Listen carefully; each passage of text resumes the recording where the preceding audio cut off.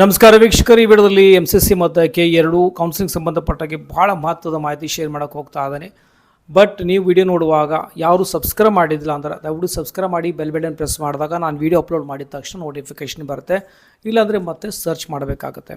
Okay, so ಮೊದಲು ನಾನು ನಿಮಗೆ ಅಪ್ಡೇಟ್ ಹೇಳಕ್ಕೆ ಹೋಗ್ತಾ ಇದ್ದೀನಿ. ಲೇಟೆಸ್ಟ್ ಅಪ್ಡೇಟ್ ಏನಪ್ಪ ಅಂತಂದರೆ PH ಕ್ಯಾಟಗರಿ ವಿದ್ಯಾರ್ಥಿಗಳಿಗೆ, ಅದು KCT ಕೋರ್ಸಸ್ಗಾಗಿರ್ಬೋದು ಅಥವಾ ಮೆಡಿಕಲ್ಗಾಗಿರ್ಬೋದು, ಅಂದರೆ ನೀಟ್ ಬಳಿ ಬರುವಂಥ ಕೋರ್ಸಸ್ಗಳಿಗಾಗಿರ್ಬೋದು, ಅಂದರೆ ವೈದ್ಯಕೀಯ ತಪಾಸಣೆ ನಡೆಸ್ತಾರೆ. ಅದಕ್ಕಾಗಿ ಬೆಂಗಳೂರು ಹೋಗಬೇಕಾಗತ್ತೆ.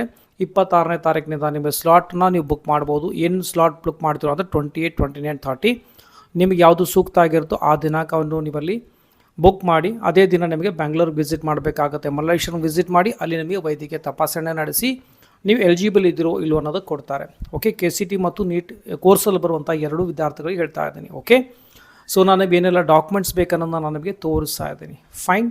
ಸೊ 26ರಿಂದ ಸ್ಟಾರ್ಟ್ ಆಗುತ್ತೆ. ಬುಕ್ಕಿಂಗ್ ಮಾಡಿ 28, 29, 30 3 ದಿನ ಇರ್ತವೆ. 3 ದಿನದಲ್ಲಿ ಯಾವುದಾದ್ರೂ ಒಂದು ದಿನವನ್ನು ಸೆಲೆಕ್ಟ್ ಮಾಡಿಕೊಂಡು ವಿಸಿಟ್ ಮಾಡಿ ವೈದ್ಯಕೀಯ ತಪಾಸಣೆ ನೀವು ಅಲ್ಲಿ ಮಾಡ್ಕೊಳ್ಬೋದು. PH ವಿದ್ಯಾರ್ಥಿಗಳು ಹೇಳ್ತಾ ಇದ್ದೀರಿ. ಡನ್. ಆಮೇಲೆ ಈಗ ನಾವು ನೋಡೋಣ MCC ಮತ್ತು K2 ಕಡೆ ಕೌನ್ಸಿಲಿಂಗ್ನಲ್ಲಿ ಪಾರ್ಟಿಸಿಪೇಟ್ ಮಾಡಬೇಕಂದ್ರೆ ಎರಡು ಕಡೆ ಬ್ಯಾಲೆನ್ಸ್ ಭಾಳ ಮುಖ್ಯವಾಗಿರುವಂಥದ್ದು. ಮತ್ತು ಆಮೇಲೆ ನಾಲೆಜ್ ಬೇಕಾಗುತ್ತೆ.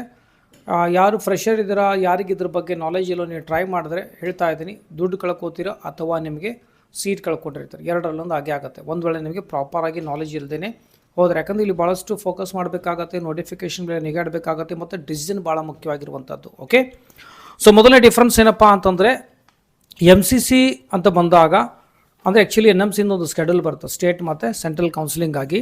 ಸೆಂಟ್ರಲ್ ಕೌನ್ಸಿಲಿಂಗ್ ಅಂದರೆ MCC. ನಾನು ಇಲ್ಲಿ MBBS ಮತ್ತು ಡೆಂಟಲ್ ಬಗ್ಗೆ ಮಾತ್ರ ಮಾತಾಡ್ತಾ ಇದ್ದೀನಿ, ನೆನ್ಪಿಟ್ಕೊಳ್ಳಿ.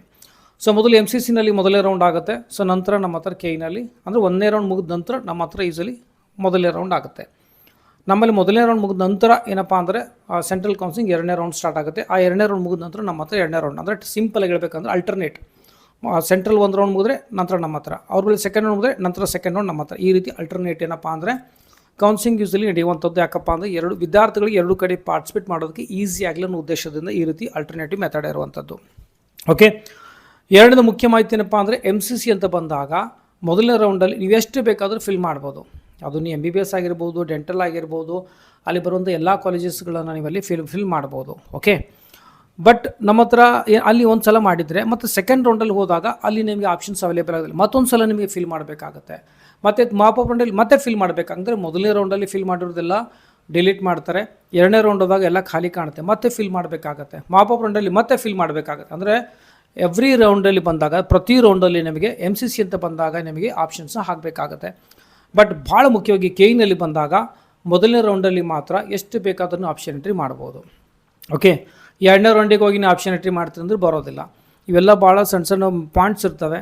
ಓಕೆ, ನಾಲೆಜ್ ಇದ್ದಿಲ್ಲ ಅಂದರೆ ಗಡಬಡ ಆಗುತ್ತೆ. ನಾ ಭಾಳ ಸಲ ನೋಡಿದ್ದೇನೆ, ಎಷ್ಟು ಸಲ ವೀಡಿಯೋದಲ್ಲಿ ಹೇಳಿದ್ರು ಸಹ ಮಕ್ಕಳು ಏನು ಮಾಡ್ತಾರೆ, ನಾ 5 ಕಾಲೇಜ್ ಬಿಟ್ಟು MBBS ಮಾಡೋದಿಲ್ಲ ಅಂತ 5 ಕಾಲೇಜ್ ಹಾಕ್ತಾರೆ. ಆಮೇಲೆ ಸಿಗದೆ ಇರೋದ್ರಿಂದ ಎರಡನೇ ರೌಂಡಲ್ಲಿ ಕಾಲೇಜಸ್ ಆ್ಯಡ್ ಮಾಡೋಕ್ಕೆ ಬರೋದಿಲ್ಲ. ಅವರಿಗೆ ಸಿಕ್ಕರು ಸೀಟ್ ಅಂದರೆ ಸಿಗುವಂಥ ಚಾನ್ಸ್ ಇದ್ರೂ ಸಹ ಸಿಗೋದಿಲ್ಲ. ಸೊ ಹಾಗಾಗಿ ನೆನ್ಪಿಟ್ಕೊಳ್ಳಿ, K-ನಲ್ಲಿ ಮೊದಲನೇ ರೌಂಡಲ್ಲಿ ಮಾತ್ರ ಎಂಟ್ರಿ ಇರುತ್ತೆ, ಎರಡನೇ ರೌಂಡಲ್ಲಿ ಎಂಟ್ರಿ ಇರೋದಿಲ್ಲ. ಮೊದಲನೇ ರೌಂಡ್ ಇರೋ ಸೀಟು ಕಂಟಿನ್ಯೂ ಆಗುತ್ತೆ, ಆಪ್ಷನ್ಸೇ ಕಂಟಿನ್ಯೂ ಆಗುತ್ತೆ.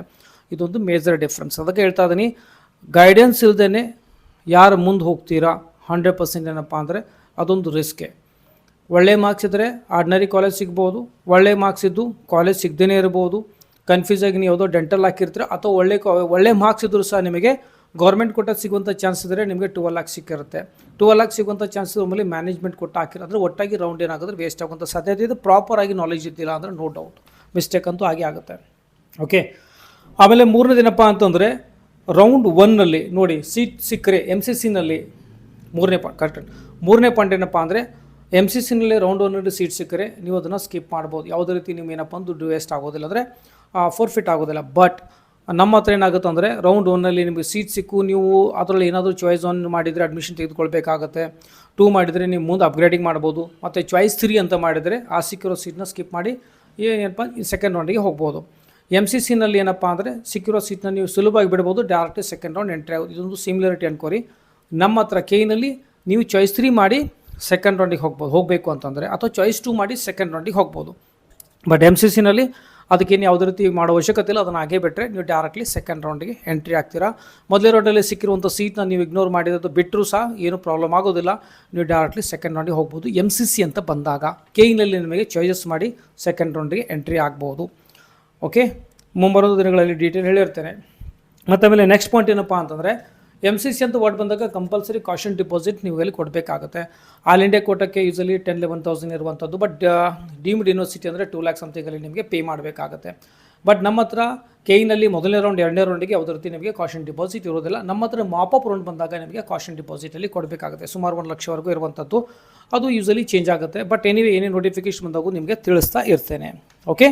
ಆಮೇಲೆ ಡಾಕ್ಯುಮೆಂಟ್ ವೆರಿಫಿಕೇಷನ್ ಸಂಬಂಧಪಟ್ಟಾಗಿ MCC ಅಂತ ಬಂದಾಗ ಡಾಕ್ಯುಮೆಂಟ್ ವೆರಿಫಿಕೇಷನ್ ಇನಿಷಿಯಲಿ ಮಾಡೋದಿಲ್ಲ.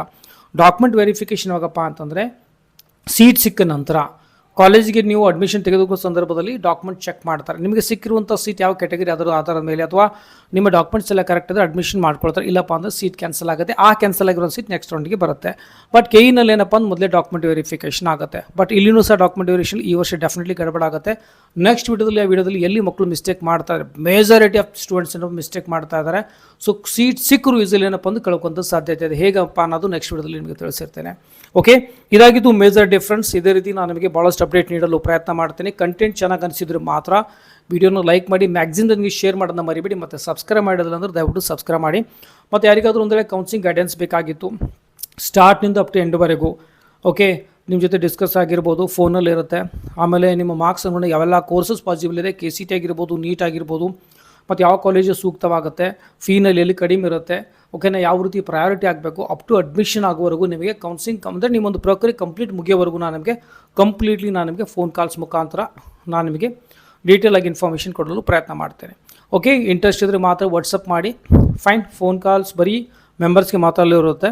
ರೈಟ್, ಇಂಟ್ರೆಸ್ಟ್ ಇದ್ದರೆ ವಾಟ್ಸಪ್ ಮಾಡಿ, ಟ್ರಸ್ಟ್ ಇದ್ದರೆ ವಾಟ್ಸಪ್ ಮಾಡಿ. ಡೆಫಿನೆಟ್ಲಿ ಬಂದಂಥ ವಿದ್ಯಾರ್ಥಿಗಳಿಗೆ ಕರೆಕ್ಟಾಗಿ ಪ್ರಾಪರಾಗಿ ಗೈಡೆನ್ಸ್ ಮುಖಾಂತರ ಸೀಟ್, ಯಾಕಂದರೆ ಏನು ಮಿಸ್ಟೇಕ್ ಜನ ಮಾಡ್ತಾರೆ ನನಗೆ ಗೊತ್ತಿರುತ್ತೆ, ಅದೊಂದು ಮಿಸ್ಟೇಕ್ ನಾವು ಮಾಡಬಾರ್ದು ಅಷ್ಟೇ. ಸಿಂಪಲ್ ಆಗಿರುವಂಥ ಭಾಳ ಶಾಂತಾಗಿ ಈಸಿ ಪ್ರಕ್ರಿಯೆ ಇರುವಂಥದ್ದು. ಓಕೆ, ಅದನ್ನು ಕರೆಕ್ಟಾಗಿ ಫಾಲೋ ಮಾಡಿದ್ರೆ ಡೆಫಿನೆಟ್ಲಿ ಏನಪ್ಪ ಅಂದರೆ ಒಂದು ಒಳ್ಳೆ ಕೋರ್ಸ್ ನಿಮ್ಮ ಒಂದು ಮಾರ್ಕ್ಸ್ ನೋಡಿ ಎಲ್ಲಿ ಪಾಸಿಬಲ್ ಆಗುತ್ತೆ ಅನ್ನೋದನ್ನ ತಿಳಿಸಿರ್ತೇನೆ. ಓಕೆ, ವಿಡಿಯೋದಲ್ಲಿ ಇಷ್ಟೇ. ಮತ್ತು ಸಿಗೋಣ ಮುಂದೆ ವಿಡಿಯೋದಲ್ಲಿ. ಟೇಕ್ ಕೇರ್, ಬಾಯ್.